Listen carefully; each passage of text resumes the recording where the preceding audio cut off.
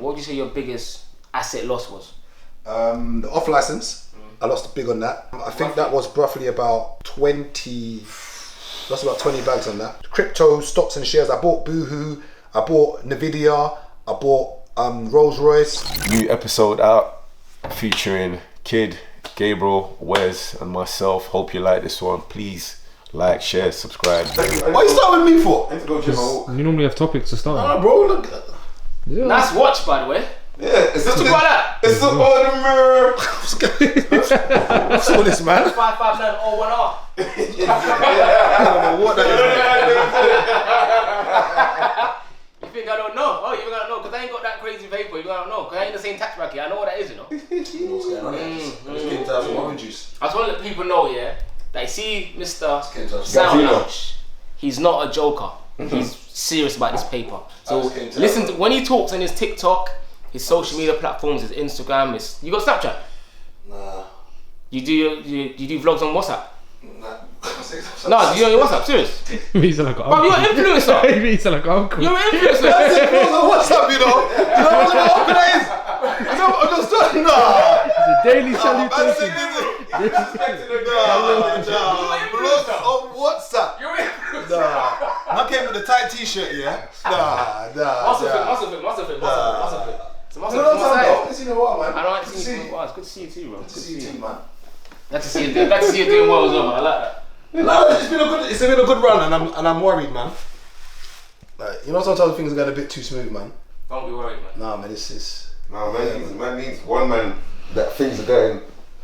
Yeah, you So always we need can one man that follow things in are. your pathway, bro. You hear me? I've had a good, it's good, man. And I think I've met some good connects, and What's been the highlight in the last 3 months, barring women or barring a woman? What's been the highlight? do you know what it is? The new place that opened in the West End, I'm doing it with 2 friends. Yeah. That's been like I actually like making money with friends, and I think that's the only thing that can keep us in check and in common. I think sometimes when people say, "Oh, not that I'm at the top," but you know that phrase is lonely at the top. If you've got constructive friends, bring them in, so that at least you've got something to rap about, something to. You see, that's exactly what I was going. That's what I'm cutting into. You said making money with friends. I was about to say not every friend. You're not every friend, yeah. Because not everyone is as in our circle as disciplined as us. Yeah, but how do you determine who's who? Alright, let's say like me and Gabriel, yeah. We can clash on certain things, but we both got the same mind state of no matter what, we're gonna get towards. You get what I'm saying? We're not gonna make an excuse of things not getting done. Like, give you an example. Like last week now, we had something at a venue, and my back's been mashed up. But for instance, Gabriel knows I'm a so hands-on person that I could ask him like a favor, bro, I beg you do this for me, but because I'm super hands-on, I had to go, I don't want the staff going and doing this. No. Let me go see for myself. And because I've gone and seen for myself, I've seen something instantly that, you get what I'm saying? You think that's a problem though? Like within yourself? Bro, I like things to be perfect, innit? Like, I'm a perfectionist. I know, but nothing's perfect, bro. No, but you know what is it? No one's gonna love your thing as much as you do. You get what I'm saying? Like, I'm getting to a point where if, let's say, I get a next venue by the end of the year or something, and I bring someone in to work for me, I'm gonna have to be like, right, you know what? Hold 5 or 10% of the total thing. So now, you're working for your thing, so you're getting paid, but boy, you're part owner in it, because Manny brought you in. Manny asked you for money, but you own like 5% of. So now, because you're stuck knowing that you've got equity in this, You'll work harder, of course. you're gonna work properly. You're not gonna cut corners. Where the other day I've walked in now and I've seen like they've swept off, but they've left something in the corner here, something. So I've messaged. I said, "Right," I said, "You know me, I'm calm." That's why I just messaged everyone, copy and paste. I said, "I'm very calm, so I'm just sending pictures." Question: would you leave your house like this when you finish sweeping? That was it. Everyone just sent mad apologies. I'm sorry. I'm sorry. Blah blah blah. I said, no, don't worry. Then he said, oh, we're going to come early and clean. I said, no, I've done it already. But I just wanted to make you know that this is why I turn up randomly. You get what I'm saying? Because I think they got comfortable of where I'll come in, set up things, then you might not see me at my venue for like 2-3 weeks because I know that I've put things that need to be there without me having to be there. So now I just start popping up randomly because my main person who's always there, she's got a new job, so she can't work all the shifts that she used to. So now they're like, rah, they don't know when I'm gonna come. But I don't think I'm not one who's gonna raise my voice. I'm just not gonna give you hours. I'm just gonna phone someone else. Yeah. Like me, I don't do the arguing. I'm not gonna cuss you out. I'm just gonna phone the next person and say, rah, can you do hours? Yeah, cool. Then you phone me and say, rah, can I work today? Nah, I ain't got time and I ain't got no hours for you. Until you get what I'm saying, there's a gap, then I'll bring you back in. But yeah, man. Gabs. I think that's the only thing. Yeah, it's just it's good to make money with your friends if they're constructive.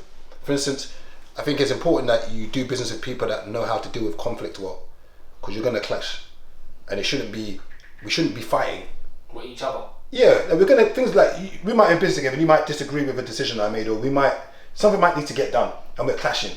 We should know that it's not personal.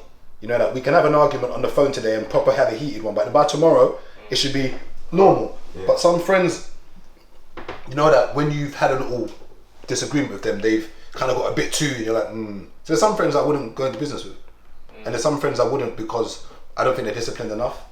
I don't think they care enough, and I wouldn't want to fall out with that friend. So that's why the highlight of my last few months has been opening something with 2 friends. So what if somebody you went into business with, you consider them to be more successful than you, and then so would you follow their footsteps? Would you do it your way?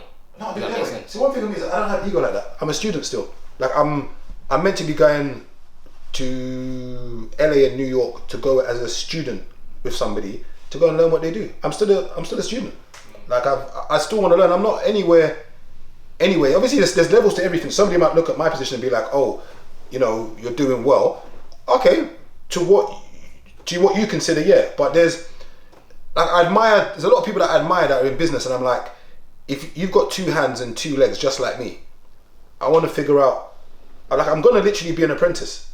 I'm actually going to go and do work experience. I want to sit down and see exactly how you spend your day, see exactly what you do, because you're clearly in a better position than I am. So I want to see not what I'm doing wrong, but maybe what you're doing right. You know, because I think there's a lot of times where, I don't know, have you ever not applied for a job because you just think you wouldn't get it? Have you ever not applied for a job because you thought you might not get it? Yeah. And you know, you sit there and think, who told you wouldn't? Like, why not just send it and just get rejected? Yeah, you can. But it's use of time, innit? Like, I kind of see it as like I can spend, because applications are long for certain jobs. You've got to do cover letter and stuff as well. So like certain jobs, I'd rather apply for something that I feel like I'm more likely to get rather than Is that more pay or more experience? Because you might see something that you're qualified for, but see it's say 80 grand job, and you're just like, you can see that you tick all the boxes, but because it's 80k, you're like, they're not going to give it to me. It's not that much. It's more so the title of the position, for example. Because obviously I'm still 24, but in like corporate, for example, that I'm trying to go into now, like I'm not. No one looks at me and is like, yeah, that's a senior leadership. He's not what do they call them, thought makers or thought leaders or whatever in corporate and stuff. They don't look at me and think that. Like I look like a junior, like I should have a junior role. But my ability might say otherwise. But is that you telling you that? No, I've been told. So because of your age. Huh? Because of your age. Yeah, my age, most of my age. But I take it at face value, innit? Because when you look at me, you see certain things. But when I start to speak, and like if we have a conversation, it's completely different. So I don't get into a lot of rooms because like I don't pass the eye test in certain ways. That's what I've been told. I would definitely not pass the eye test then, because I look like I'm about 15, bro. No, but I think, would you argue and say that there's things? So you're saying that most jobs that you've applied for, most jobs that you've looked at, you've always applied for. If you not skip past jobs. Job and I got one. Oh, serious? Yeah, I've had about maybe like 10 or 20 different jobs. And what do you feel like you've been brought into every job you had then, basically? Because you said you've never got one when you've applied. So no, I've never not applied. I've never not. Okay. So every job you've gone for, you've The only basically job I got. didn't get was the one in Barclays, and that was when I was about 17 years old. But I should have got it. I don't know why. I think I didn't get it because of my age. Because the woman was like, "You done very good in the maths equation, what maths test we had to do. You done very good in the spoken bit, but we just can't offer you the position." I was thinking, why? Probably the age. Yeah, it had to be the age. Like I said, I was 17. That's the only job I didn't get. But I think that's one thing that does knock people back. I remember when I was younger, I used to hand out CVs and people would give me the job, and it knocked me for 6. I just couldn't get the job. Like back in the day, I don't know, you're a bit younger than us. Back in the day, like everybody wanted to work in Foot Locker or First Sport. Do you remember First Sport in Croydon? Yeah. It was either Foot Locker or First Sport. Everybody wanted like. What's that like JJB or something? No, like it's That's Sports Direct. it's like Sports Direct, but It's like JD. those are like the jobs we all wanted, like to work in a sports shop. Yeah. And but I'm handing out CVs, are just nothing. Like, and the worst part is when you do interviews, yeah. Like, you know how demoralizing it is to dress up. You put on like a suit, you shine your shoe, you get to the interview. I remember one time I hadn't even got home yet. I'm getting angry now. Now, like, that reminds me, there's one job I didn't get. I'll talk about after you finish. But I hadn't got home yet. Yeah. They rang me, bro. You know Go back there. I didn't get home. I didn't even get home. You know what's mad? I was on the bus. You know me. I saw the number. I was thinking yes, because it was so quick. I was thinking like maybe I did it so good. He rang you to give you bad news. Sorry, just to let you know you didn't. I said what? I said, like, you didn't pass the first stage. You shouldn't put the right person. I said I didn't pass the first stage. He said, no, sorry. I goes, okay, can you give me any feedback? No, we don't have any feedback for you. You just didn't pass. Do you know?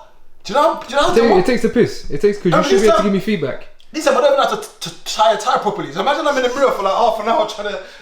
I'm taking it off. The bottom bit is too short to the tall bit. You know when you do the tie, sometimes the short bit's longer than the tall bit. I proper thought I had the job. Yeah. But I don't think you understand how demoralizing it is to hand out. You don't know what that feels like to go for a job. The last time I gave even a CV was 2007. You remember? Yeah, car from my house. And even when I got there, after the assistant manager who hired me, she goes, "You would have got the job regardless." I was like, "Why?" She goes, "When you walked in, everyone knew you. So like 3 men I went college with, 2 were in my class. The other ones were like this person's cousin, that person's brethren. So I knew everyone." So she was like, "Yeah, you already had team rapport. Like you've come in the back, and when I see you walk in, everyone's greeting you." So she was like, "You would have got the job regardless because you're already like fitted in." You know what I mean? But that was the last time I given a CV. Like a couple of weeks ago, when my back went, I was talking to one of my friends, and she's like, "Oh, I could probably help you get a job, like work from home, like because during the daytime I'm doing nothing." So she's like, "Oh, I can get you a part-time work from home job." She's like, "Have you got a CV?" I just laughed. She goes, "Rob, why are you laughing?" I said, "I ain't had a CV like in 17 years. After I got fired from Carphone, I've been practically self-employed since 08. You get what I'm saying? It's mad." Someone asking for a CV now, I feel like it's a bit disrespectful, bro. Like big 36-year-old man asking for a CV, bro. The job that I didn't get was parcel force. I remember it. Me and the manager, I think his name was Paul. Bro, me and him was to the point where we spoke about everything about the job. Yeah. We're bantering about his woman, outside of work. We're cracking so much joke, like he's my brethren. You know? I was thinking, I've definitely got this job, bro. They didn't even contact me. I had no contact. I thought to the point where I thought they lost my details. To the point I'm trying to contact them back, like, what's going on? Like, there was no recognition of nothing, bro. That rejection of jobs got me used to rejection of girls. Like it was just hand in hand, like. So I'll just use it. We go to move to a girl, you get stage fright. It was just I didn't get the job there, so I didn't get the job here too. You know, it's interesting that sometimes women will say, "Oh, do you use that? Why do you use the same chat plan all the time?" Well, you know, It doesn't matter. we use the same CV all the time to get the job. You know, if it works, it works. When was the last time you gave in a CV? Last time I gave in a CV, the last time I gave in it, what was my last job? I've done so much jobs. I was a cleaner in the college I was in. Imagine that, I used to clean in the college I went to. In this country? I swear down. But I've done, do you know the kind of jobs I've done?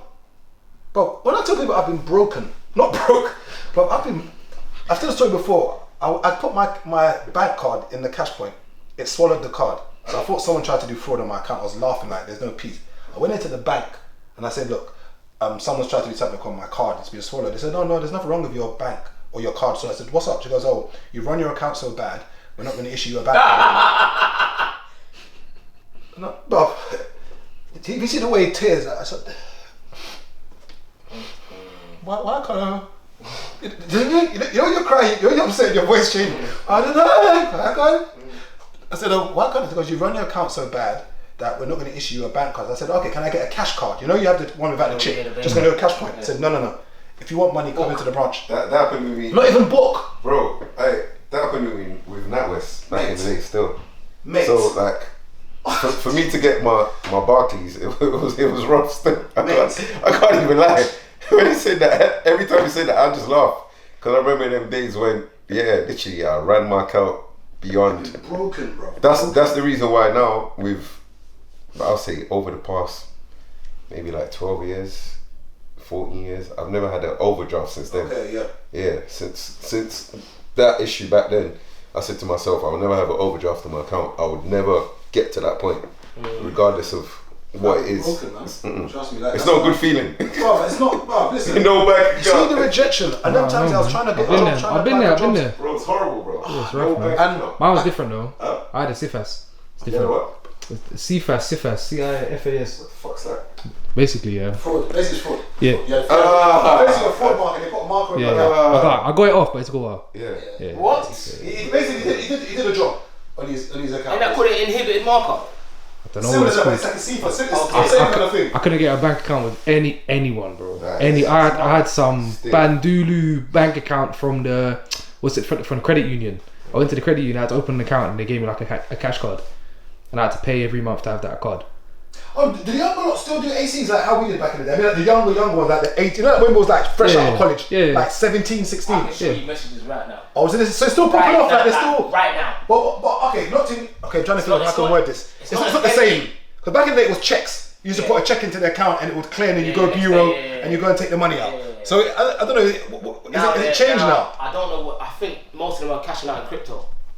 Okay, so people transfer. I don't even know how the crypto thing works. Okay, so basically it's crypto going into bank accounts and then withdrawing it from that bank because they can't get it out any other way. I'm guessing so, yeah. Well, you can load the crypto and stuff at like random machines. So there used to be like one in Whitgift Centre. Okay. Like as you go in, there used to be like a golf machine there, but there used to be a Bitcoin machine in there. Yeah. And yeah, bare people used to go. I think we all kind of, I think not all of us, but I think most of us when we was younger tried to do some kind of something to make money. Whether it was everyone wants money, man. Whether it was food, like everyone, like I said, I tried to sell drugs. I didn't have the heart for it.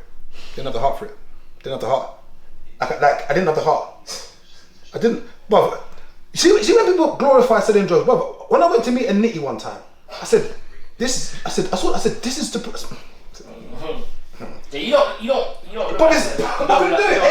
I didn't have the heart for it. I remember, like, I've never been like a bad boy. So when I was trying to do this drug thing, I had to pretend I was greasy.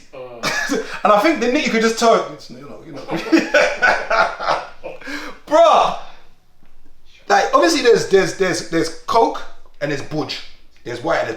See budge. See people you're selling budge to. See people you're selling heroin. No.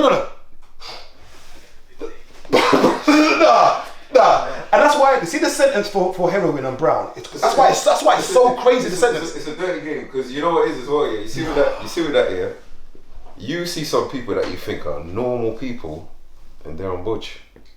Like. I could tell some stories, but yeah, I had a man cut that off his leg before, bro. I had a man cut off his leg before, bro. What do you mean? Off his leg. What, in front of you? Not in front of me, but I met him like a week before, and then later down, I'm saying, bro, what happened? He's like, yeah, man, sepsis. I'm like, what's that? I was like, what is that? I He's like, just it's an infection in my blood. leg. They said I have to amputate my leg or I'm gonna die. I seen one man's hand, yeah, so infected, yeah. It looked like fucking I don't know, a lobster claw. Yeah, but like I was just like yeah. Any man that sells budge, yeah, you have to. It's a dirty game. Okay, you got to make. Okay, let me.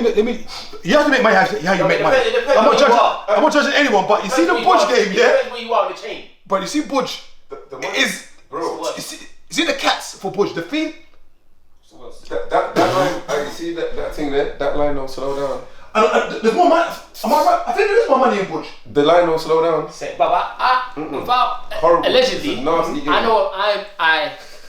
know a man who knew a man who knows a man that's got a budge phone. So you know that people got tickets. Yeah. His phone is budge. Yeah. So there's £50 budge that sells. Yeah. His phone was ringing crazy. But you know, like obviously people that sniff, they're not really I wouldn't. They're addicts, but they're not like normal working people. Oh yeah. People that sniffing it, that celebrities, everyone says in it. Police, all of them. Heroin people, they need it. Yeah. So the way they're ringing off his phone, it's like, yo, now, how long? Now, I've got £100 now. He's like, just relax, man. Yeah. I'm on my way. I'll be like 40 minutes. That I thing can't is a wait. different level.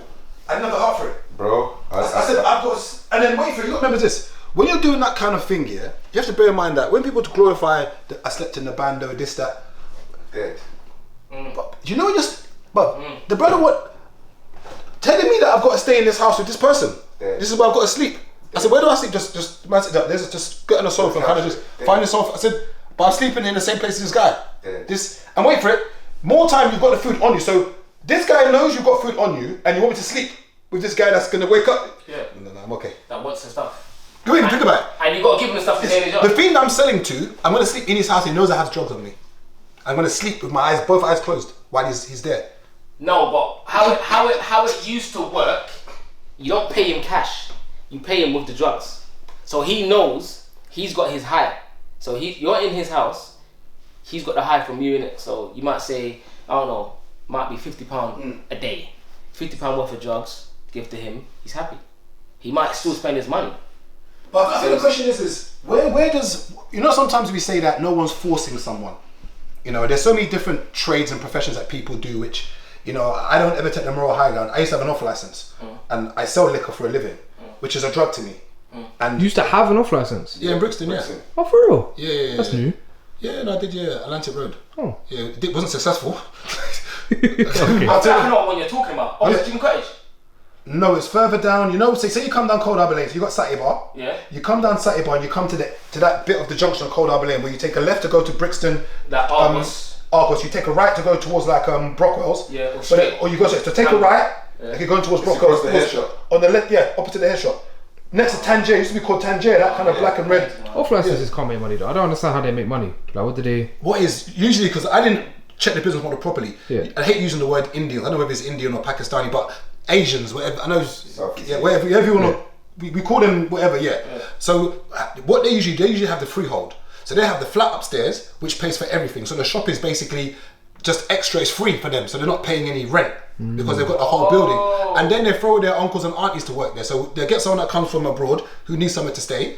You live in the room for free, and you work the shop.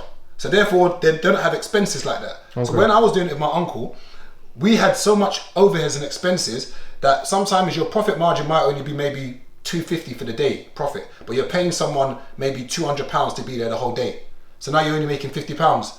Okay. So you actually got to work it. In my opinion. Yeah. I said I might have just got it wrong. So I didn't understand because of all the stock. Like you go in there, there's bare stock, and it's like it's not the most lucrative. The margins ain't great because if you go wholesalers regular, like you know exactly. You notice, you know, like when it's still a decent margin.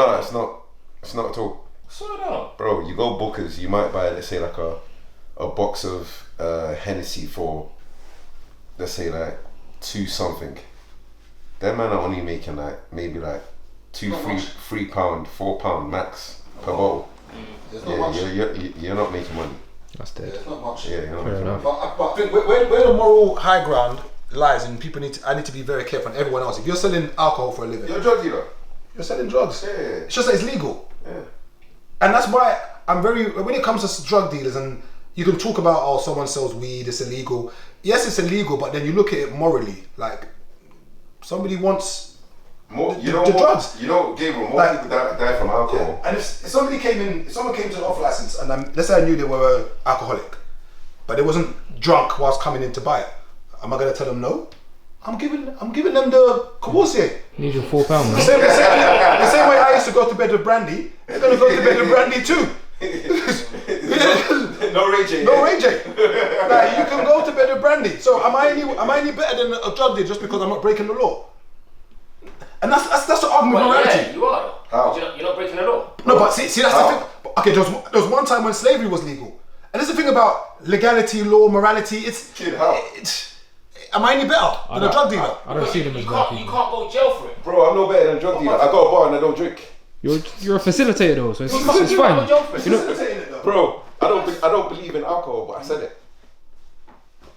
Well, okay, so you're saying so as long as something is legal, as long as you're not breaking the law, then technically, as far as you're concerned, your morality, your moral compass sticks in the right place because you're not breaking the law.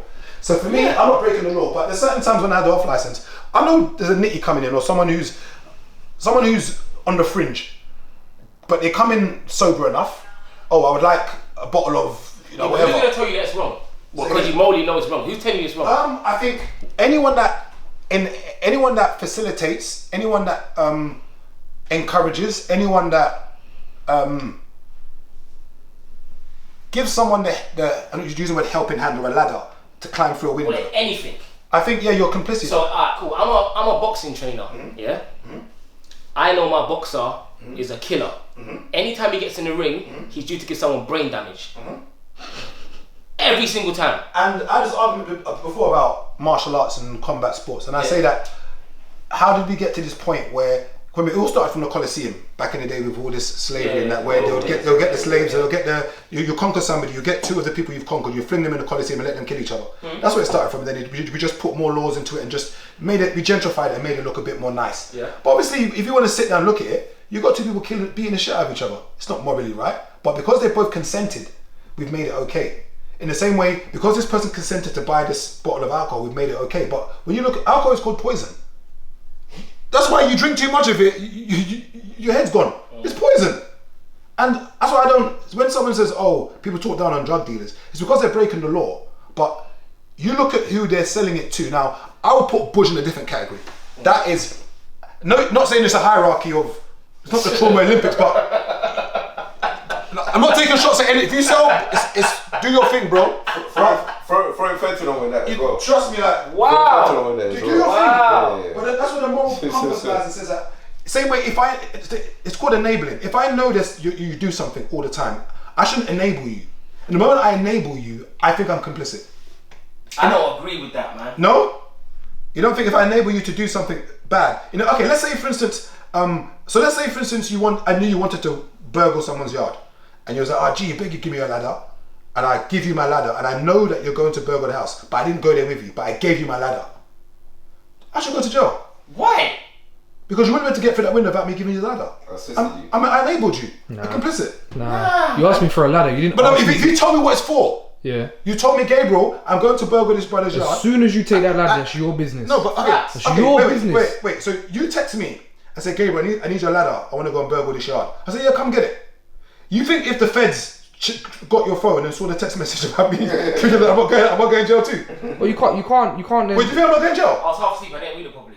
Oh, you think I'm not going to jail? I don't think so. You shouldn't. Wait. Shouldn't. Wait. No way.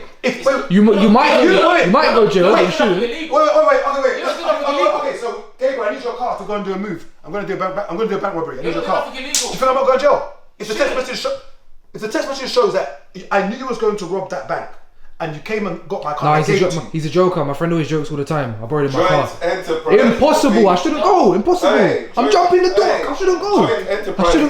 I shouldn't go. I don't disagree that you might go jail, but should I go jail for that? No way. A man phoning you and saying, "Rah, bro, can I borrow your gun? I'm going to go kill someone." Why have I got a gun? That's what I'm saying. It's illegal to have a gun. I can't have a gun. They're gonna class it as the same. No. Because you borrowed the ladder. I can't have a gun. A ladder's not illegal. No, but it's not illegal. But you borrowed the ladder for him to go do what he's doing. I'm going to try and prove why Wes and Kid is wrong. I'm going to try and prove it. Okay, so you're at the bus stop. Okay, me and Chizo walk towards you. Okay, Chizo robs you, but I don't touch you. I don't do anything. You're spinning the block trying to find Chizo. You don't find Chizo, but you find me. What are you doing? I'm asking where he is. You flipping liars. You're gonna see me. I was with Chizo and Chizo robbed you. And you see me, and you're just gonna be like, you didn't do nothing. You didn't do nothing. Where's your brethren, bro? You're gonna be honest now. Tell me you're gonna let me walk off. You're a liar. You're a liar. Where's your brethren? I'll give you an example. That's bullshit. I'll give you an example. Where's your brethren? Me and Chizo. I'm with Chizo. Chizo robs you, and I'm with Chizo, and he robs you. You didn't do nothing. You're a joke, man. Where's your brethren? Bro, I'll give you. That's what I'm gonna do. You're not gonna put me in the car. Hey kid, I'll give you a prime example. You're lying for the camera. Where's your brethren?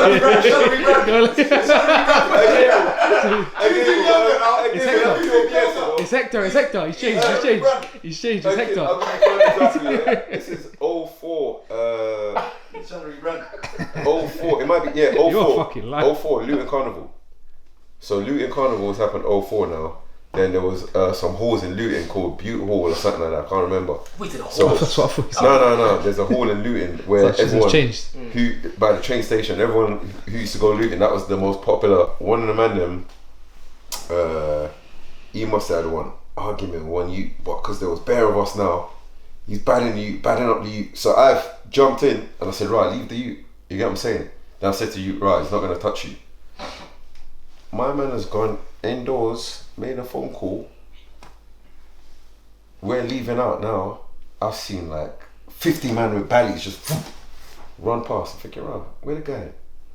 Then I thought to myself, wait, they probably know that you. So they've gone in there now. They broke up one of the man them from secondary school days. He was staying in the hall. These times he went the one who started it. My brethren who started the issue now, as they come running, bear the man them run off. But me, back then I had like a little ego, so I'm like, no, I'm not fucking running.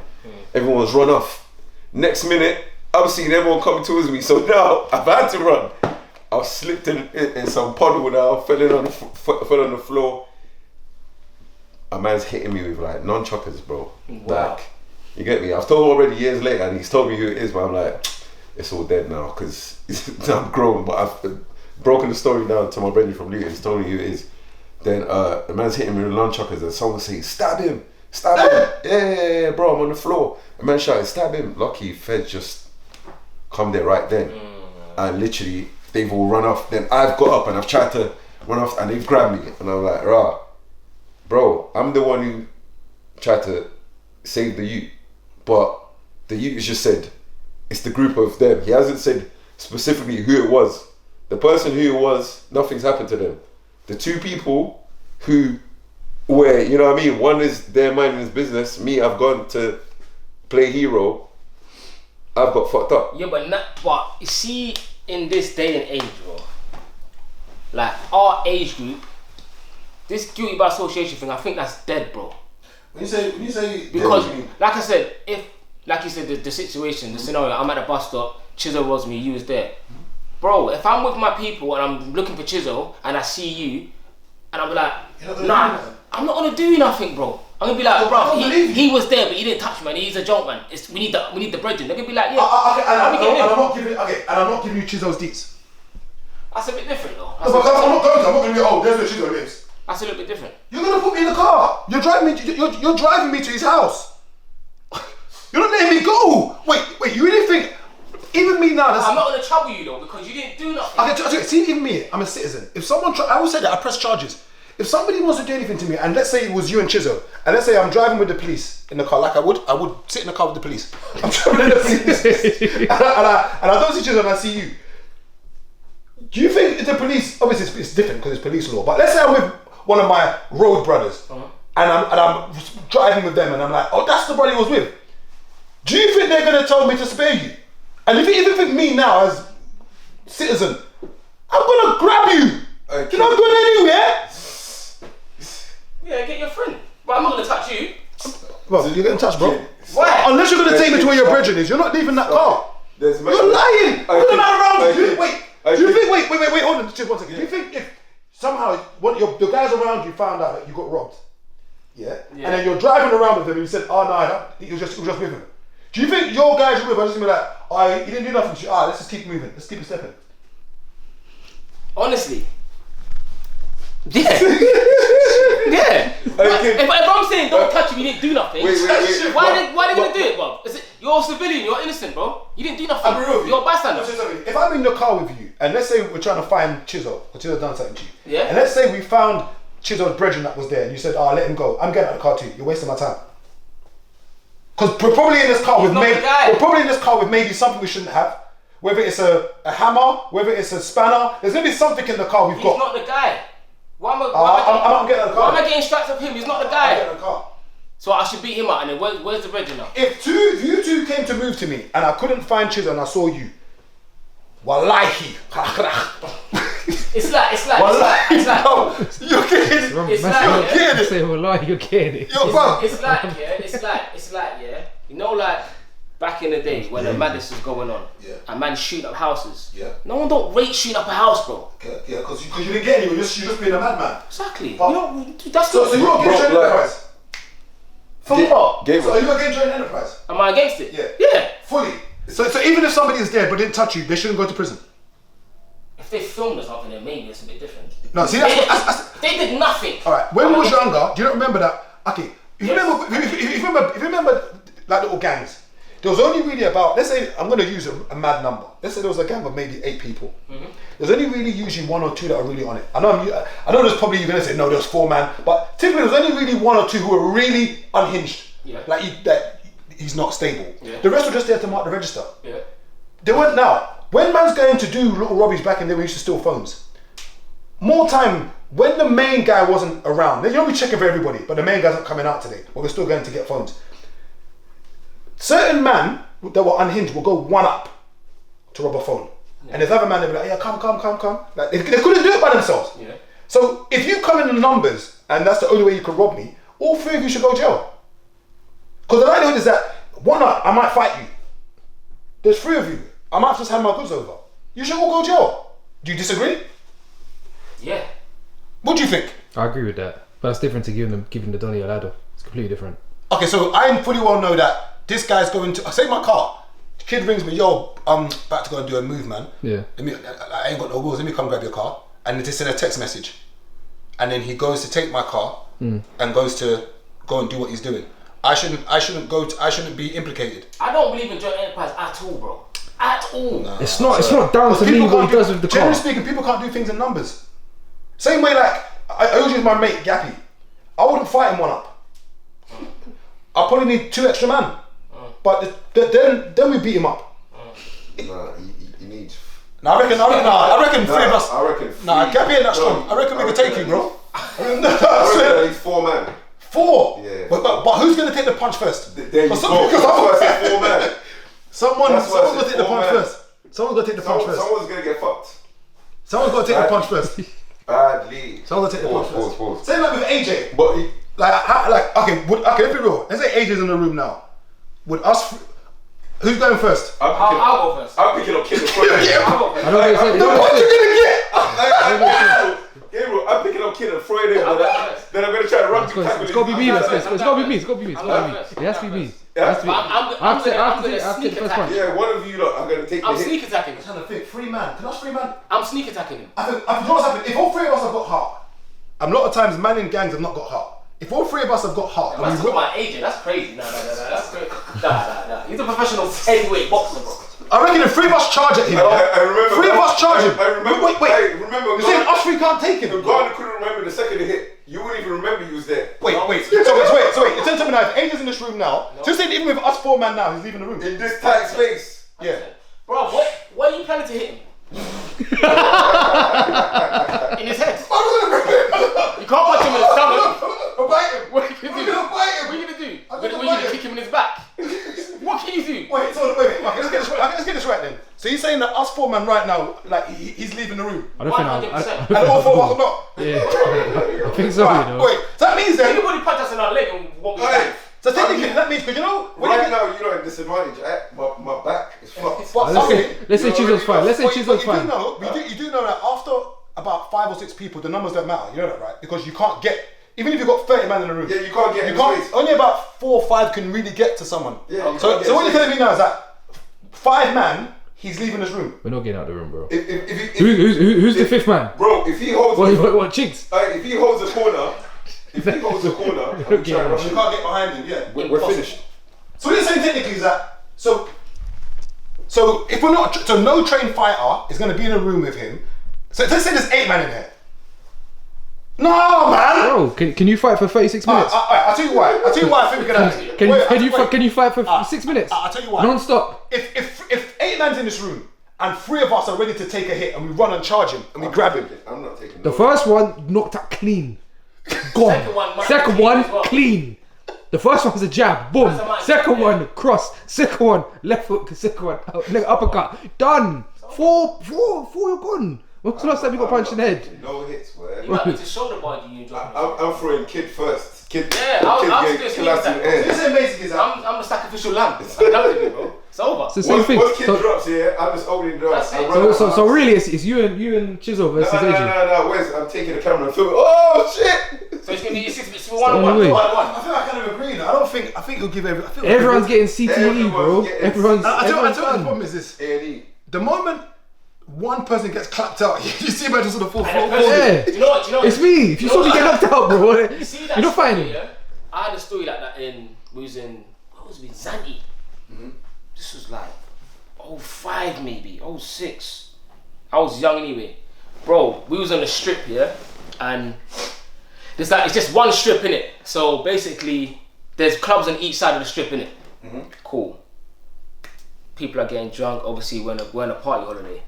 We're riding through on our mopeds. There was like a young youth that was selling the little glow in the dark things, innit? And he was like, yeah, €1, 50 cents, suck my dick. But that's what he said. Yeah, that's it. Because we're black and he's whatever race he was, that's how he communicates with us, innit? He's like, hey, 50 cent, G Unit, hey, 50 cent. Yeah. So we're like, okay, 50 cent, innit? Now I can chat to you now, innit? Cool. So then you'd have like these glow in the dark things, whatever, you buy it for €1, whatever, innit? You're like, hey, €1.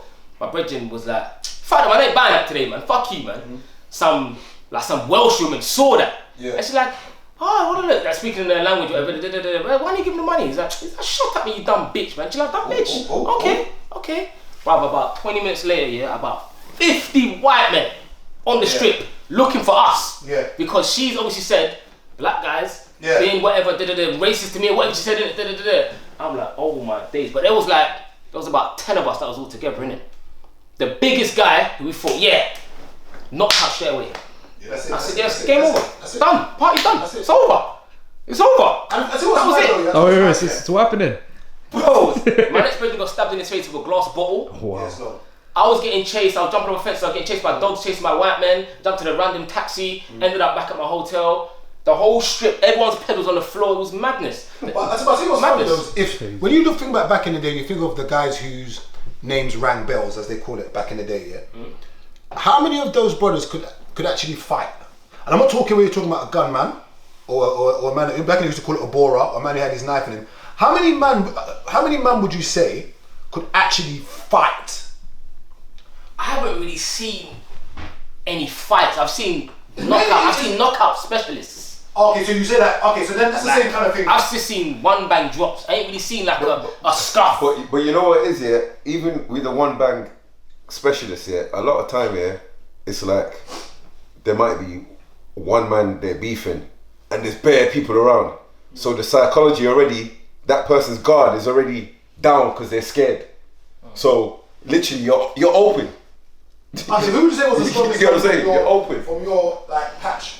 Like strongest as in like physically strong. Like you know that it'll be a bad day. Even if it was an op or whatever, but someone you say that okay, Debo. He's not a bad man because of a gun, but this guy okay. Debo. I remember him and do you remember Carlos? Must have been Carlos from Notre Dame. Carlos and Debo's beef was so notorious that nobody would get involved. They'll just let them two fight. Yeah. Wherever they see each other, they fight. Okay. Wherever they see each other, they fight. My age it was Buddha. I don't know that. Yeah, Buddha. He was Adrian. He was. Yeah, he could go. How old is he? He's my age or a bit old. I think he's 1 year older than me. Is he comedy now? Or is he? No. He's been in and out. He's out now. Oh, okay. When it comes to Croydon, this guy's probably about 5'7", 5'8". Brother, when he loses it, he just not. You know when sometimes like someone's having a fight and someone says, "Don't hold me." Okay. Sorry. One time he got into something. I think someone was trying to hold him back.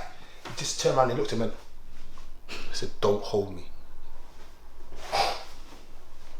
I said, "Mind your business." Nah, he was one brother that when it was time to go, it's long. I seen him knock out. I think I seen him knock out. No exaggeration. There was a fight one time in Croydon. I can't remember what the venue was. I think I knocked out like 3 men.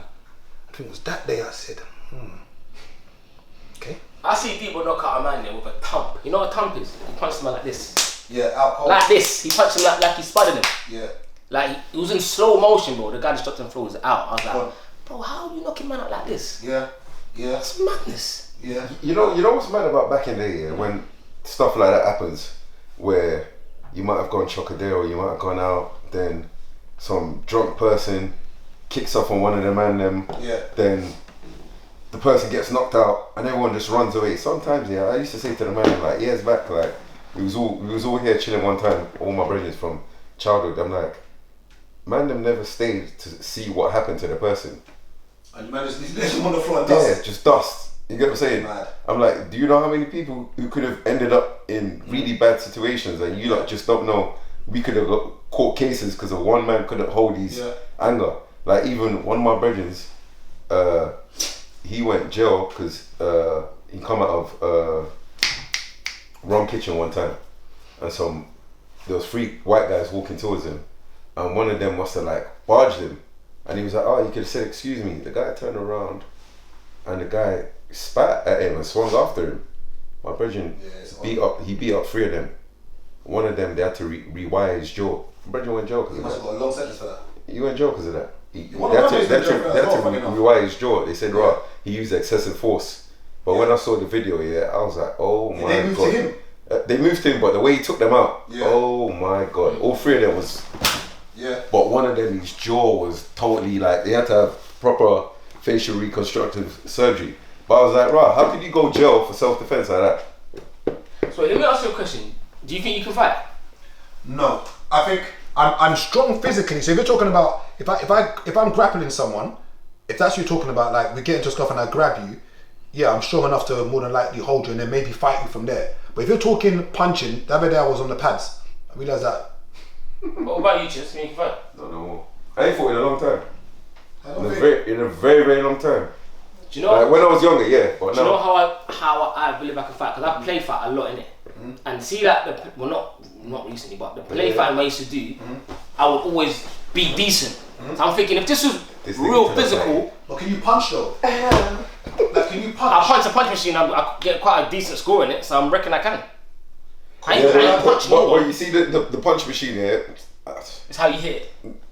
I get decent score in it.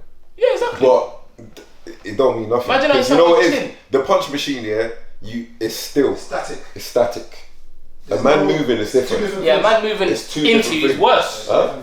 No, it's 2 different things. You need to like. There's men I know that are good fighters where in school days they used to go boxing, and when you actually see them rock, they know foot placement. They know how to stand on the outside of you, and you know what I mean. I don't think I can fight. They know how to maneuver you. I think I could grab you if I get hold of you. I think I can. I'm pretty handy with like. I think I know how to put your arm in a certain position. So if it's grappling, yeah. But if the moment you say, you keep your distance and you don't let me get to you, but like I don't know how to punch. Like people don't know how to punch. Like, do you know how to punch properly? I don't know how to punch. Like when I was hitting the pads, there was no sound. You know, like when you watch it on DVD, like pa pa pa pa pa pa. But I couldn't even hit his palm properly. Yeah, I don't think I can. I'll figure it out. Like if I get punched by my mouth, okay, we're fighting now. Shit, my mouth busts. Like, but I don't want to fight anybody. I'm just calling the police. Unless I really got unless it's a matter of life or death, you're trying to chief me, then we're gonna go around. But other than that, I'm just calling the police. And I get why. Maybe use my words. Let me try and phrase this properly. One of the reasons why I'm against fighting so much is because of cameras, people's phones. One time I was on the train and I was getting into an argument with someone on the train because I didn't want to move their bag. And I don't think she realised her flash was on her phone. So I saw her, I just saw the flash of the light. I said, yeah, it's long. I said, you know what? No problem. I went and sat somewhere else. You're not going to film me. I'm going to be on ITN or ITV, whatever it's called. And that's the thing I'm scared about, having a fight and it goes viral and I lost. Well, if you win, it's alright. I get it. Romania, Fermi Bucharest, mad cheap. Bro, I've been seeing bad people going there. It's nice, it's cheap. Like, bad people going it's cheap. there. What's cheap to you, bro? Cheap to you, do you know what I mean? Bruv, it's cheap. It's a valid question. Do you know what I mean? What's cheap? Alright, the flight to Romania cost me about, I think it was under £200 for the flight. I stayed at the Sheraton. I stayed in the executive suite, which was only £120, and that executive suite gives you access to the lounge, and then you got free drinks and free food in the lounge. So that was 200. Uber to the hotel was about £20. 120 for the night I stayed there. $5 a night now. No, that's 200 plus 120. Oh, so what's £200 So £200 was my flight. Yeah, there and back. 120 120 on the Oh yeah, That's okay. 320. Okay. Uber to the there was £20. Uber to the spa was another £20. So let's say 350 right The now. spa was only £20. Cocktails in there were £5 each. Okay, let's say 4 bills if we So the whole all in I reckon was about 5 bills. How long was you there for? One night. Is that cheap? No, but the thing, Come on, if man. you book the flight in advance, it'll probably be like 50 quid. Bro, £500 for one night. I'll tell you why it's cheap. Okay, if you're gonna go to a spa in Liverpool, how much is it gonna cost you to get there? Spas, I get trains to Birmingham every Wednesday. It costs me £100 to go to Birmingham. What if I live in Liverpool? Well, obviously, but we're coming from London. It's gonna cost you £100 to get to Liverpool. Typical spas in the UK, do you know how much they are? Spas in the UK are teeth. To go and book a spa now, a spa day, you're looking at 152 bills minimum. Is that per person? That's for treatments. Okay, you go and try and walk into a spa, yeah? Just like forget the gym ones, like these luxury ones. You're spending like a bills just to go in. It's not cheap. But spas in the UK are teeth. It was beautiful. For 5 bills, well, it was nice. And the most expensive part was the flight. Remember, if I didn't book a hotel and I just went there and came back, maybe 3 bills. I mean, that's not cheap, bro. That's not to the What average. is cheap? Or maybe I'm out of touch. I think so. Yeah, bro. 5 bills for one night is not. That's not. No, but For what it is. that's because I booked the hotel. So what would it have been if you? It's going to Romania to fly to another country and back. Is 2 bills expensive? Let's break it down into bits. Is that expensive? It's 2 bills. There's one popular spot here, I've forgotten the name. It's the area begins with H. I'm not too sure. They got like an outdoor, like during the summer everyone goes there because they got an outdoor part and they got an indoor part, but it begins with H. I'm not too sure. Bro, the hotel alone is like 4 something. Oh, it's not cheap. It was 9 bills I went there. 9 bills a night. It was ridiculous. There you go. So that 5 bills is expensive. But that was for someone's birthday. So You might as well go Romania. That's special occasion. You might as well go Romania. You just went for no reason. 2 bills is not expensive for a flight to go to Romania. That 120, I stayed at the Sheraton and I was in the executive suite. That was cheap, 120, and I got access to the lounge. That's cheap. So if we break it down into individual bits, the spa was £20 to go in. I think you're looking at it from what it is, whereas we're looking at it from a perspective of like just in general. Yeah. What else can I do with that money? Okay. What can you do? Okay, if you want to go away Yeah. to a spa in another country, and you want to go away, Yeah. Then what you're saying is actually. and you could I always guess. spend that to go to a UK spa. But even But the UK five if I type in bills. UK spa now, because £500 for one day, I think is that's not cheap. average Bro, you spend more average in the cost. UK spot. No, I'm not saying that, but I'm saying £500 to go away for one day. That's a lot of money. Yeah, but it's probably because For one person for one day. It last minute. Potentially, but let's say we take a bills off The that. expensive part is the flight, because the entering the spa. I say it's cheap. Entering the spa was £20. Mm-hmm. If I didn't want to stay in the hotel, I could have just come back. Yeah. No, it's the 3 bills cheap enough. I get what you're saying. I get it for what it was and what you wanted to do is cheap in comparison to other things that you could do in the UK, for example. I think it is. I don't think I'm being out of touch. I don't know what you're classing as cheap though, bro. I don't think I'm being out of touch. I don't know if that's cheap, man. One person, £500 for one night. I don't. No, the average spa here is saying cheap. £350. The average spa cost for a UK. It's For 2 £350. people. Okay, how much is a spa day for 2? That baby with 100 treatments and food and breakfast, brunch. Okay, so here they're saying £125 for 2. Okay, so that's £75 each. Yeah, and let's say, and a lot of these spas are not in London. So let's say you're driving to some Shire place. I reckon you're still gonna hit about 2 bills. Yeah. For a spa day with your partner or with Yeah, and remember, significant I other. would have done 3 bills if I didn't stay in a hotel. I don't know, man. I get what you're saying. I do get what you're saying. But I tell you where I'm at now, yeah? I'm at experiences now. Everything for me right now is experiences. Exactly, so the price don't matter to you then. No, but I'd rather, like for instance, that might be a Louis bag for you or a Louis glasses for you. Right now, I'm on experiences now. Everything I'm doing now. You spent 5 bills in a ring here. 5 bills? You spent fucking 2 bags about 5 bills. Wow. Wait, I've seen. Wait, maybe it wasn't your plastic. But I've seen you. I've seen you back in the day. Back in the day? Yeah? Yeah, that's fine. What? 15 years ago? 15 years ago. 15 years ago. Yeah. How much have you spent in my dance? It was 15 Yeah, years but I'm ago. supporting you, that's a bit different. And I might spend like and please. See now, money if I go out now to one of your events, for example, I'll say, alright, Chizo, I will say to you, send me the bottle price as well, send me the table packages. I'll send it to the man and say, look, there's 10 of us, it's 5 bills, £50 each. I'm not going over the £50. You don't need to go over the £50, that's fine, you don't do that. I'm not going over. I've seen I'm not going over. With my own eyes. Not like I've got another set. I've seen with my own eyes. How long ago? It doesn't matter whether it was Exactly. doesn't matter when you were 16. I've seen you, bro. And right now, I'm on experiences. The value of money was different then. I was making it way quicker than I'm making it now. He's matured now. He gave some good advice I'm not yesterday. on that now. I think we're all matured now. No, but you're all about experiences now. So you don't care about the price. No, I care about the price and I don't care about the experience. I care about the price now. See what it is now. I will comfortably, back in the day, I used to spend money on dumb stuff. I will happily now go and buy a white tee from Boohoo, and I'll wear my blue jeans. Same. And I'll wear my white trainer. Same. Saying that, how much was your trip you went to Barbados, no? Oh, thank you. I didn't know about that. Thank you. That was that. All in, like 16 quid. Oof. That cost. But I was with my whole family, bro. I was with the whole family. That cost a car. So you took everyone to Barbados for... Yeah. 16! About that. Bro, man could have got a rollie. About that. About that. Could have got a car. You get me? Like I was looking at it C-class today, Benz. and to go in February, the same kind of thing. The flights are like 5 bags, but remember that's 8 plus there's like 10 of us going, and the villa was 2.5 quid. So 8 quid all in to go Barbados for 10 days in February.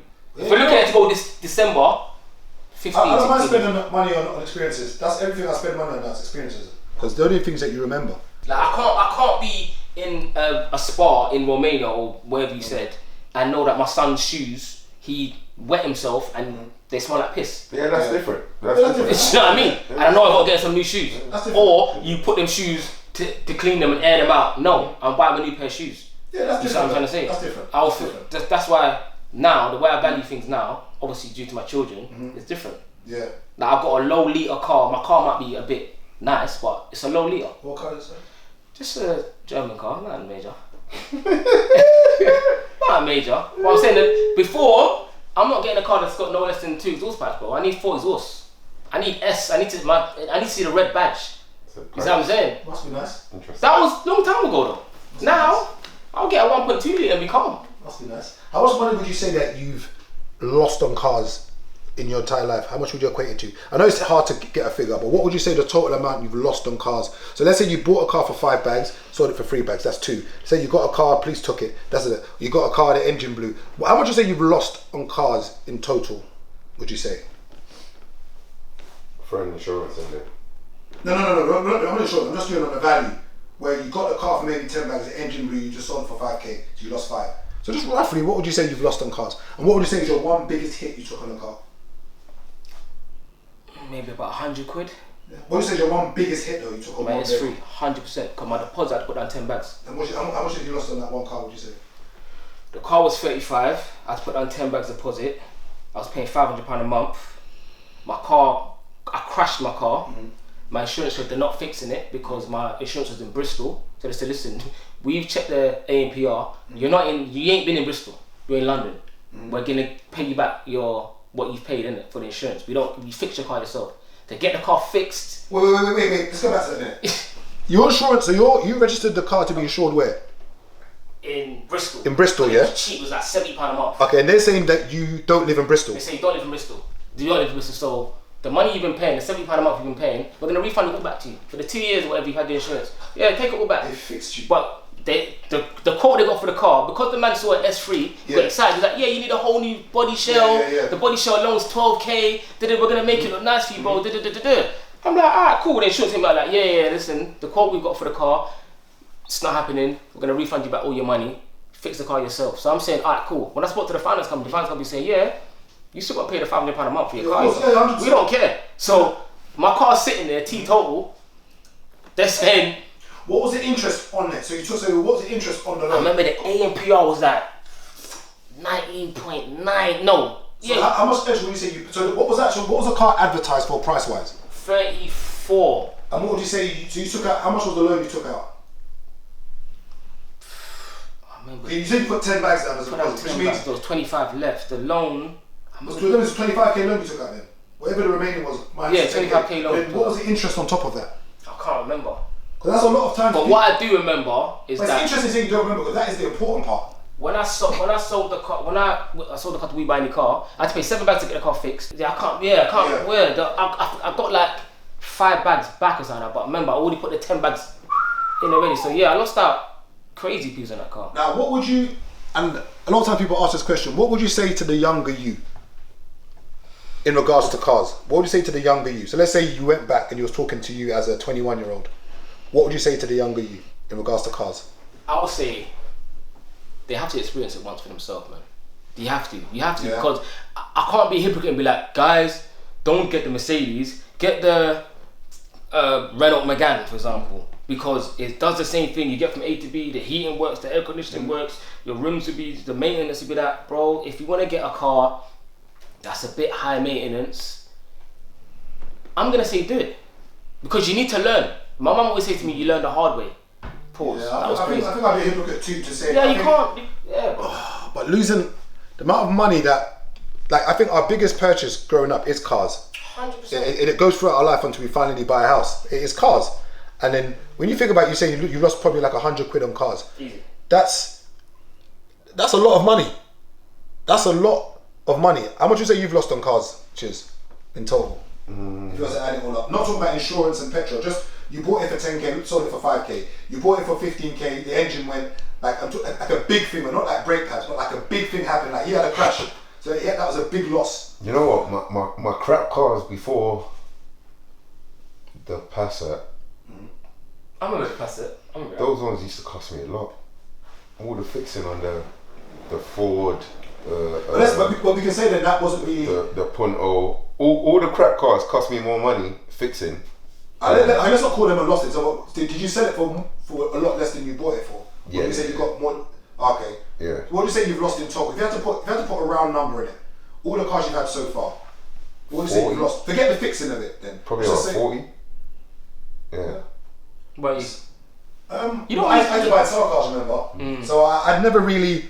I'd probably say the most I've probably lost in cars all in is probably maybe $5,000 or if that, because I always bought and sold cars, so I never actually made a loss. What would you say your biggest? Forget the cars now. What would you say your biggest asset loss was? The off license. I lost big on that. Do you want to disclose the figure? I think that was roughly about 20. Lost about 20 bags on that. Crypto and stocks and shares during COVID. Do you understand that? Yeah. No, I didn't. So basically, like an idiot, when everyone was jumping on the crypto stocks bandwagon during COVID, I jumped on it, and I should have listened to my accountability partner. He said, Gabriel, when it comes to investing, it doesn't matter what it is. Whatever you're good at investing in, stick to it. Yeah. Whether you're investing in stocks, shares, crypto, restaurants, food, whatever you're investing in, if you know that investment, stick to it. Don't try and join someone else's one because everyone's doing good at it. Dave studied it. He said, Gabriel, I don't know how to open a restaurant or get a commercial building. Yeah. I don't know how to do it. So if someone says, oh, if I've got 60 grand around me right now, I'm not going to go and open a restaurant because everyone's making money from it. I don't know how to do it, but I didn't listen. So I lost about 30 quid during that COVID period. So I think my biggest loss is COVID. That whole crypto, stocks and shares. I bought Boohoo, I bought Nvidia, I bought Rolls Royce, Tesla. I bought all these ones. So explain just quickly, because I don't want to get into the whole dynamics of the stocks and shares, but say for example, like you say you bought stocks and shares or whatever in Rolls Royce. What does that mean? Every time they sell a Rolls Royce, you get money from it. So basically the value of it. So let's say for instance I've got Scion London, or let's say I've got Scion Group, and let's say the Scion Group is worth, I don't know, let's say it's worth $5,000. Yeah. And let's say now, how the value I think goes up is like, let's say I'm making more business, I'm making more money.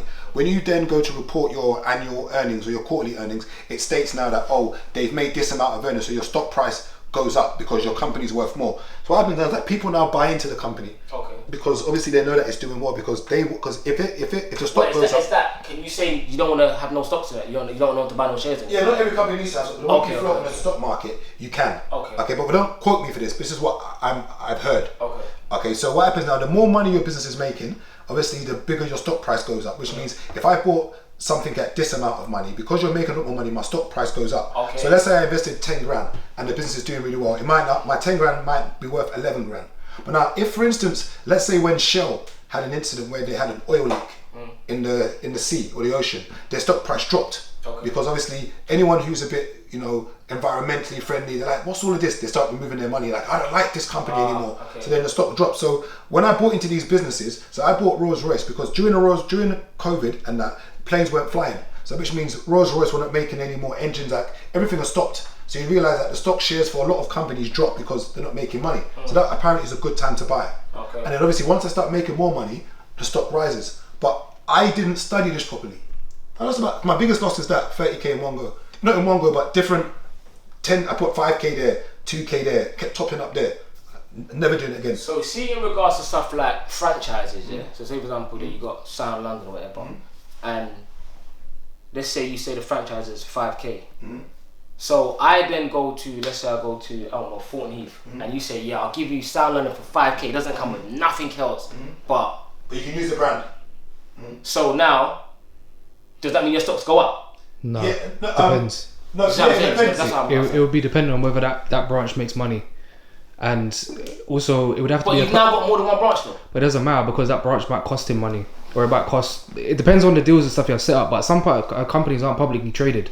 So they call it going public. So let's say we had Scion Group, for example, and then he wanted like a cash injection from the public, like to, I don't know, get more branches. He might go public and then split his shares into, let's say, 1,000 shares. And then the public can then buy them. So the market fluctuates depending on the behavior of people. Because there's a market, but it's not a market. It's just human behavior. So like what you were saying about how there was an oil leak in the sea or whatever, and like people got like upset about it. Then they take their money out. It's not really... It's like how a company makes money and whatnot, but it's whether people put their money into it. So you can take your money out when you want and put it back in when you want, basically. Yeah, you could, because it's probably traded in it, Yeah, so that's how it works. But I don't quote, I'm not an expert. But yeah, that's how I lost. That's the biggest loss I've taken. And since then... You could have just held it though. Huh? You could have held it. Now remember, I was doing spread betting. So the way I was doing my trading was was spread betting on the actual, it was betting on the trade. Yeah. But yeah, I lost a lot of money on that. Is that not a form of gambling? It is if you don't know what you're doing. It's gambling if you know what you're doing.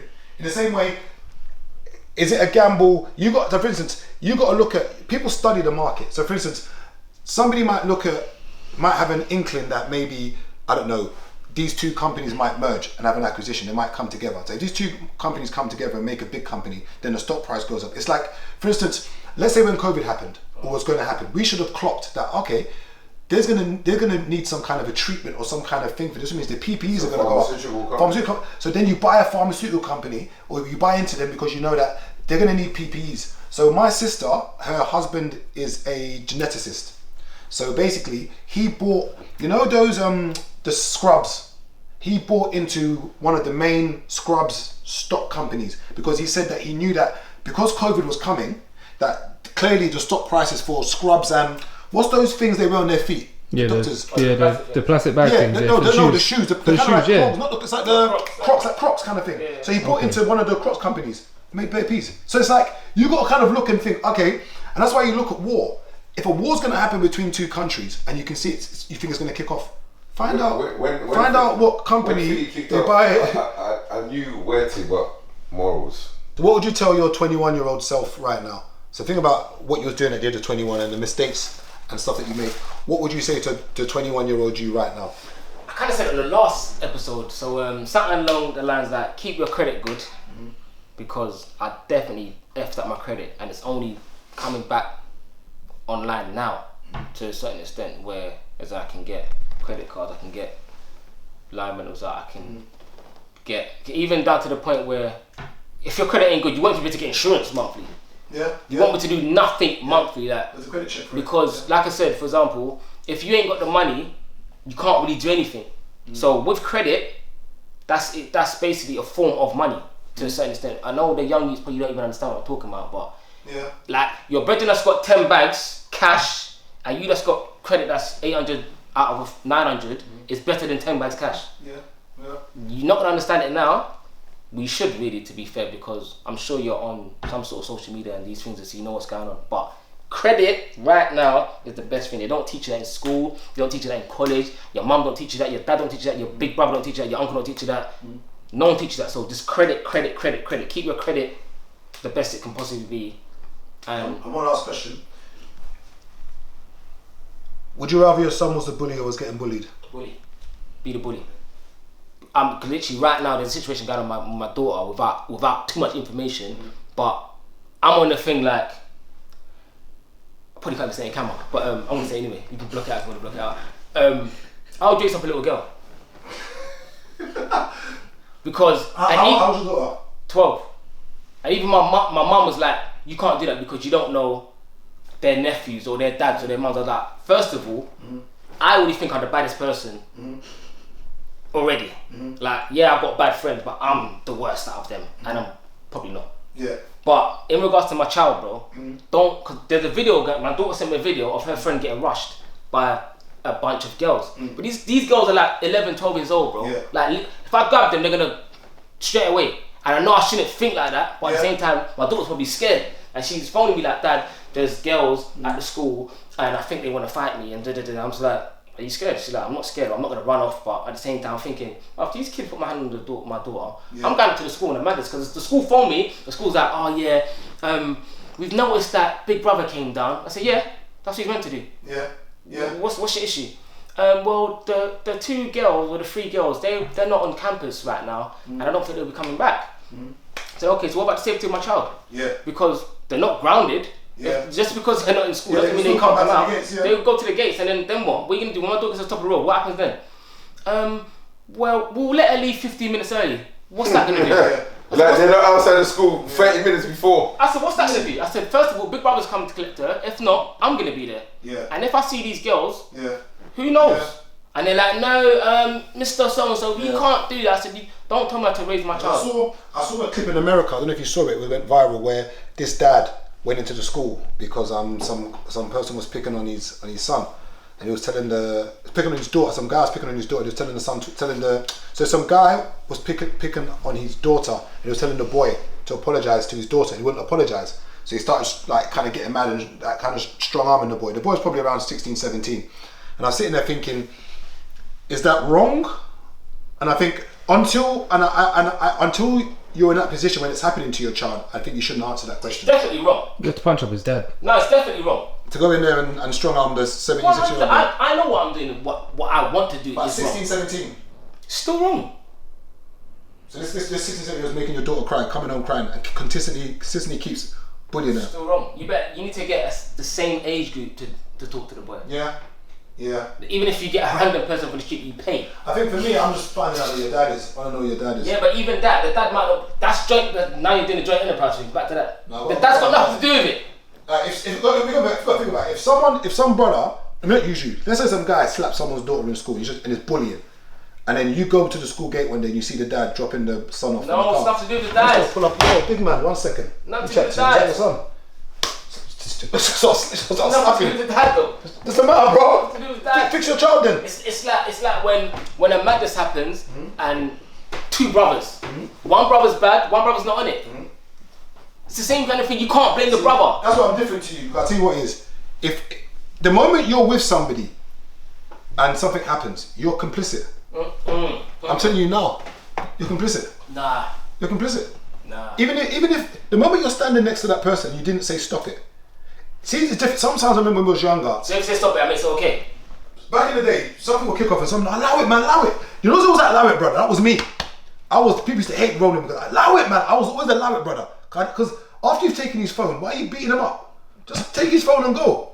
Now, if you saw me, you might remember. He said allow it. That was me. Yeah, but then you got the person that's not you. That so could you said allow it. Just could you said allow it. Don't mean that they're gonna allow you. I'm hoping they do. So you might just not say nothing. I'm hoping they do. Nah. Chis, what would you say to you at 21 years of age? 21. Think about what you were doing when you was 21. What would you say to 21-year-old you? I was in, 21. What was I doing?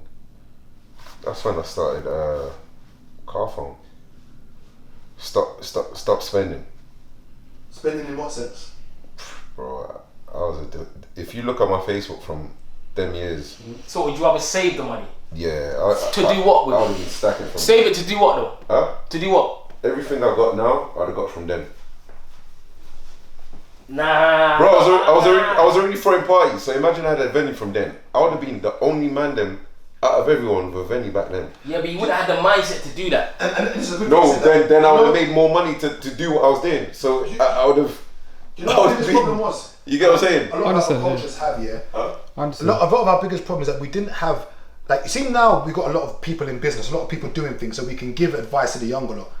There wasn't many people that could say to you, for instance, like if I knew like all the promoters I know now who are 25, 24, I keep telling them, stack your money and get a venue.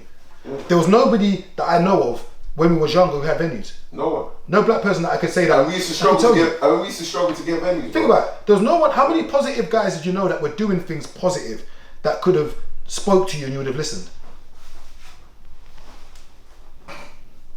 Bro, you got to realise here, back then here, man didn't have serious bills. So you're going out every weekend, you're buying a couple bottles of champs, you're buying designer clothes every weekend before you go out, because you can't do reruns. Cause if you was, especially like me that was doing raves, you couldn't do reruns because every girl had seen what you was wearing the week before. So you're running through Ralph Lauren, Lyle Scott, Gucci, you're running through everything, you get what I'm saying? Who did I look up? So you could have saved your money, and if I had a venue then, I would have been making. So who did you respect growing up? Who was your? Do you know what I'm saying? There was no one. There was no one, bro. There was no one. All the men in my end who was older than me were bums. And all they really would have had was a nice pair of trainers. It's still funny though. Huh? Vocalizing that is funny. No, they're all bummy. Like, I'll tell you how bummy they are, yeah. Them man call me Big Bro now. When you was growing up, who did you kind of... My sister's boyfriend.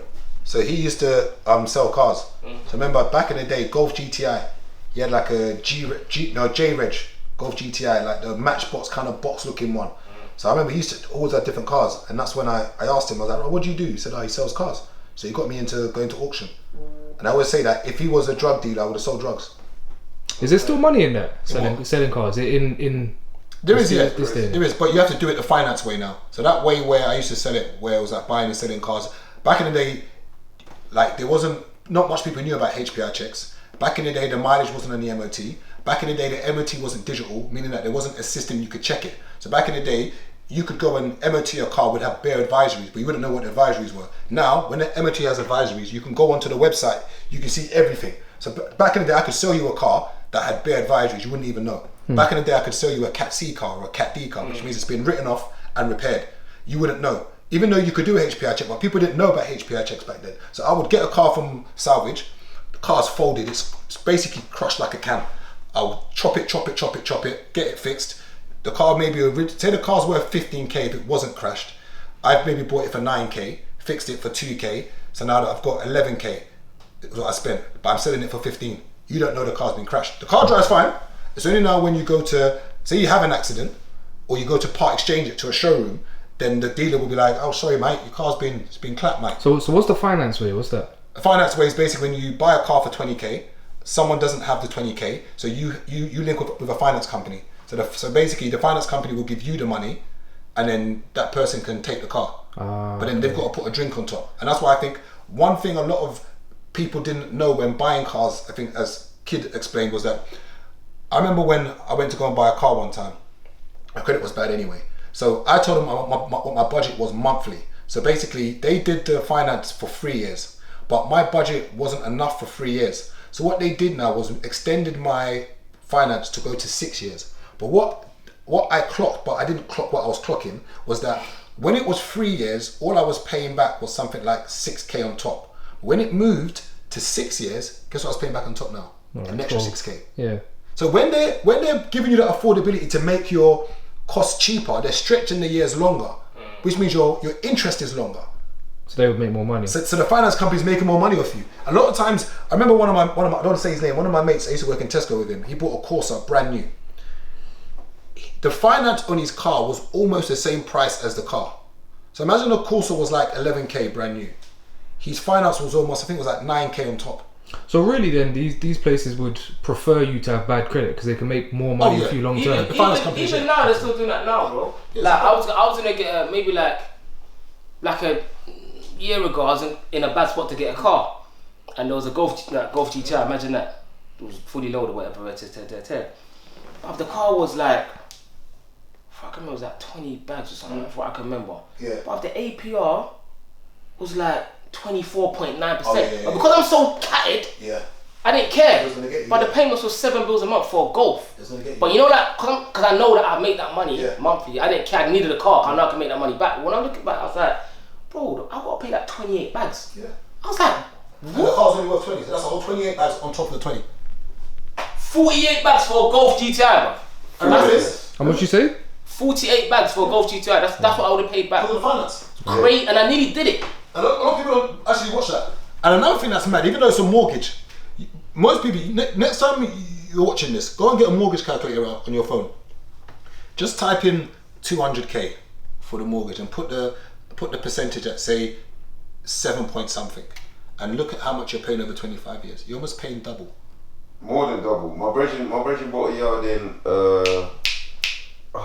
it's past Thunderstead, and he said the 2-bedroom maisonette was like 280, but by the time he calculated after finished paying off the mortgage, he would have paid like 700.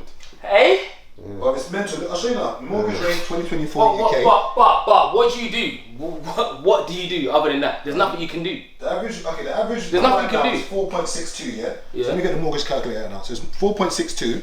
Mortgage calculator is the average rate right now. Now it depends on how good or bad your credit is. Okay. So let's have a look now and see what that works out to be. So let's say you're getting a 200. Let's say you're getting a. So it's 350. I think 208 is the average price now for property in the UK. So 280 bags. Now repayment 4.5. Let's see how much that is. So basically for 280k, you're paying an extra 186 grand. What's that, 25 years? 25 years. An extra 186 grand. Now watch this now. If you pay this off earlier, so remember that was 186 grand if you did 25 years, yeah? Now if you did it for say 15 years, yeah? Remember it was 186 we said you're paying on top, yeah? If you did it for 15 years, you're paying 105. Whole 75, 80 bags basically. That's basically the difference between if you pay for your mortgage off earlier or you don't. But the difference in cost now is this. Over 15 years, monthly you're paying, where is it now? You're paying monthly 2,141 if you did it over 15. What was 25 again? And if you do it on 25, so that's 2,000 we said. And if you do it over 25 years, you're paying 1.5. You can ring them though and say you want to pay the principal and not the interest, though, isn't it? So this is repayment. If you do extra payment. This is repayment, not interest. Okay. Yeah, but that 5 bills that you pay extra more is saving you 70 grand. If you did it over 10 years, you'll be paying 2,000. But if you did it over 25, you're doing 1.5. That's like PCP and HP, and that the average person don't know, but PCP isn't really good in regards to cars. To be fair, a car's a bad investment anyway. Like, but if you, I know people everyone wants a nice car, and to be fair, everyone's got nice cars nowadays. But the PCP is where they catch you because the payments are lower, but at the end you get hit with a stinger. Yeah. So you either refinance the stinger, go get a new car, which most people do. Yeah, free car, I got a new car, and then you're stuck because you can't. The majority of people cannot spend money and save money at the same time. Yeah. But I think the younger lot should get the car. You're right. The younger lot should get the cars out of their system. I think they should. But it's a cash loss, and I guarantee you that if you can avoid it because it's a cash loss. 100%. Cars, and I think when you're younger, I'm not going to pretend. See when May to September hits and it's sunny, and back in the day you had your little drop top or your little coupe, and you got the windows down and you're pumping your music, and the gal had like, it's fun, man. But I missed that, man. I missed that. But at the end of it, where did you go? I missed that. I think I told the story once when I went to Departure Lounge one time. So imagine I'm inside the club, I'm chatting to one girl. She was on it, but not too on it. So you know when the club finishes, you start doing laps around the club, innit? So, 2 miles per hour, so everybody so I went to get my whip now. I had a 03 convertible in 05. It was only like 2 years old. Yeah. Now, so I pulled up now, got the BM now, dropped the top now. So as I'm driving now, she's clocked me. Oh, hey babes! Oh, you're right. Jumped in the whip and then we're prayer meeting. To be continued. prayer meeting. Yeah, you know, Was he coming to the Lord? Yeah, I laid hands on her. I have to speak in tongues. You offered some blessings. No, get it out your system first. so you can say you've done it. Because 100%. it builds character. And then you will learn that it's a waste of money. I want you to clock and see how much you've lost and never do it again. You know what? That's funny. That reminds me of. That's that's good and bad advice though. At the same time, because getting out your system. Sorry to cut you, Chiz. Getting out your system, and then later down you might be fucked. I think every guy I know that was doing stuff lost money on cars. Like every person I know. Like you're gonna, like, you know, sometimes we tell the younger lot. You know, we tell the younger lot not to do something. Yeah. The likelihood is that some of them will pay attention. Yeah. And say, you know what? These guys are older than us. They're giving us wisdom. If I'm gonna buy a car, at least don't do it on finance. Yeah. If I'm gonna buy a car, at least get something that's within my means. Yeah. And don't buy cars for gal. Like you're in an era now where you can get Uber. Meaning, like you don't need to have, or you can get a zip car. If you want to go on a date, just go and get a zip. You don't need to have a car now. Remember, see public transport and how we have it now. It's so connected that you don't need It's not the same like a car. Like if you're gonna link a girl maybe once or twice a week, just get a zip car or get an Uber. And even when it comes to, I don't know, do the younger lot care about drip as much as we did when we was younger? They care about it more. It's worse. More. It's worse. It's crazy now, bro. You think these young youths can go, like, for example, my son, he's going to a dinner party today in Canary Wharf. I'm saying Canary Wharf. Canary Wharf. When we was going to Croydon and going like TGI's and No one goes out in Croydon. When we're eating Turkish grill and them today, he's in big Canary Wharf at 17 years old. Canary Wharf at 17. Yeah. Wait, where was we eating at 17? Nando's. I don't think we was even going Nando's. Oh, yeah, Nando's weren't there yet. We weren't going Nando's at 17. Yeah, Nando's is Harvester. And then Pizza Hut. Let's go Pizza Hut, bro. Pizza Hut. I ain't going no Man Canary used to Wharf. run out of Pizza Hut. Canary Wharf at 17. He Man said used to run out of Pizza Hut at 17 because He's you don't want to pay the bill. he was like Sit by the that. door.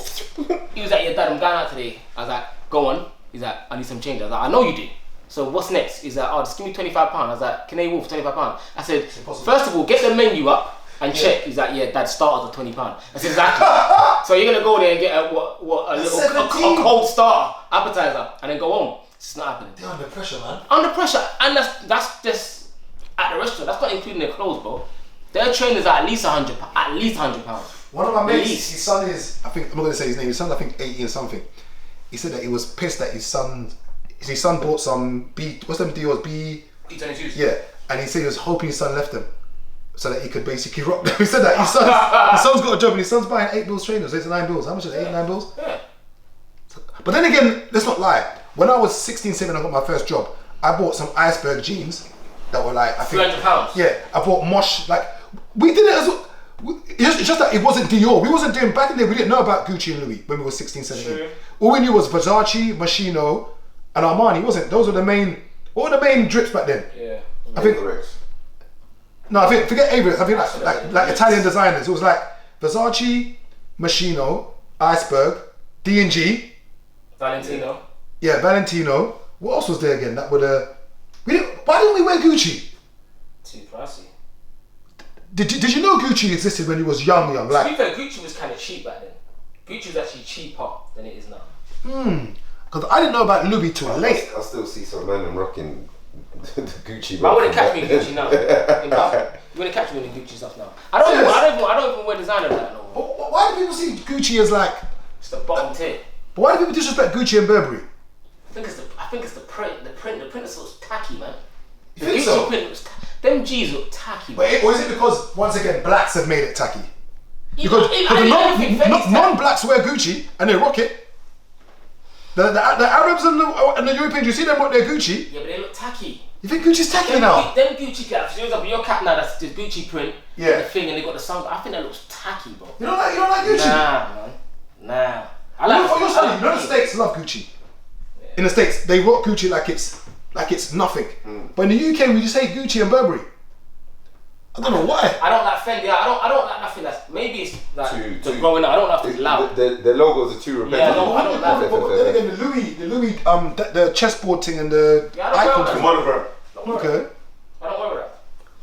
Okay, well maybe you've come off designers full stop then. Yeah, I think so. So you wouldn't wear like a Louis pouch or accessory or shades? I'll wear the kicks. Accessory. Trainers? I'll wear the kicks. I'll do the kicks. I like kicks, that's my thing. But clothes head to toe. I'm more of a Chanel kind of. Oh sorry. Shoe wearer. Oh sorry. No, but it's the same kind of price. Sorry. Same kind of price. And they're subtle. I'm saying sorry. Chanel. But yeah, the youth of today, I'm gonna agree with Gabe and say get out your system, man, because you need to. I say it's better to do it than not do it. Yeah. I'd rather be a has-been than hasn't been. Yeah, I think they should do it. At the same time, the credit thing you said, I think your credit is probably the most important thing you need to protect. If you're gonna spunk your money, but protect your credit, as you said. Like that is, like one of my mates, Chris. He's got about I think 5 or 6 properties, and we was making money together at the same time. But I had bad credit. So same with me. My brother, same. And now he's flying with properties. At those stage, I know for a fact I have more money than my brother. He's got 2 yards now. I know for a fact I have more money than him. Like the same car, making the same money. He was spending more than me. I was making more than him. I know we was doing the same kind of stuff. I know exactly how more money than him. Now he's got 2 yards. He's talking about stamp duties, this, and I was like, what? Yeah. Talking about my boiler's gone. I've got to fix a boiler. When you're a landlord, you got to do this. I'm like, you're styling on me, but you're not at the same time, innit? So yeah, definitely protect your credit at all time and wear a condom. I hope you like this episode. Please don't forget to like, share, and subscribe. Vlogging, you're gonna get more vlogs. I got next camera, tripod, camera. Yeah, there's no excuse. So stay tuned. I told you this year we're gonna try and put more content. It's just the venue had me working and all the little family things that happened, like all the losses and all the deaths. But yeah, I'm in a good headspace. I'm grinding, grafting. Apart from my back being gone from working too much, but osteopath told me what to do. So after I heal up, yoga, I'm gonna turn it to Daosim. Trust me. Don't be surprised in a year if you can see me doing splits with my legs like a bad bee on the wall. Peace.